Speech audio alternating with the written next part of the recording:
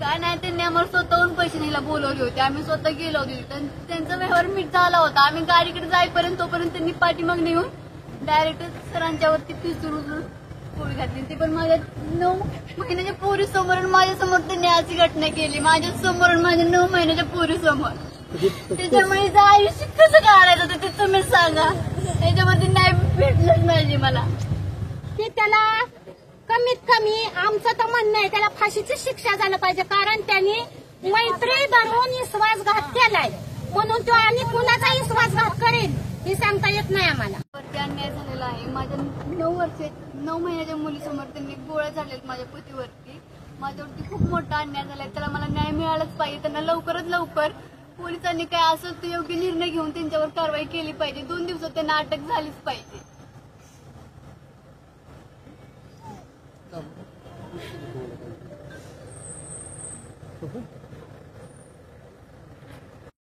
काय झालंय, माझा मुलगा बैलाचा व्यवहार केला होता. त्या बैलाचा व्यवहार करता त्यांना रात्रीचं बोलावलं पैशाला आणि माझ्या मुलाचा अपघात केला.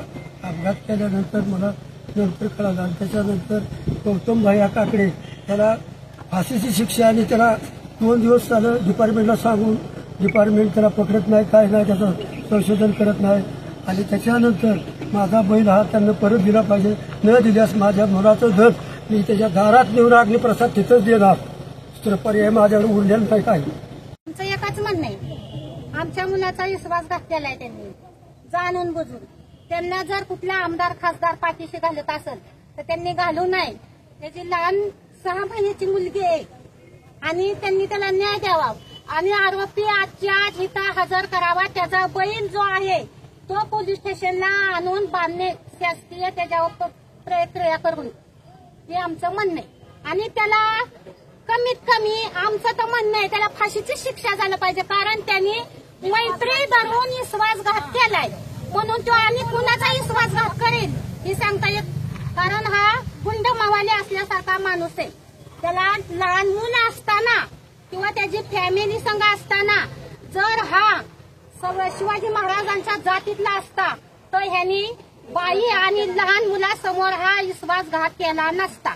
आणि ह्याला जर एखाद्या गुंडाचा पाठिंबा असेल किंवा एखाद्या आमदार खासदाराचा पाठिंबा असेल तर त्यांनी कमीत कमी त्याला पाठीशी घालून नाही, त्यांनी त्याला इथं त्वरित हजर करावा पोलीस स्टेशनला.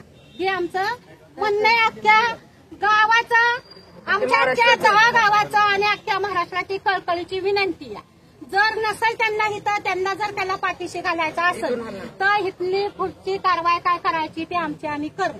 त्यावेळेस आमच्यावर काही कारवाई करू शकत नाही. आमदार असो, खासदार असो किंवा उपमुख्यमंत्री असो किंवा मुख्यमंत्री असो.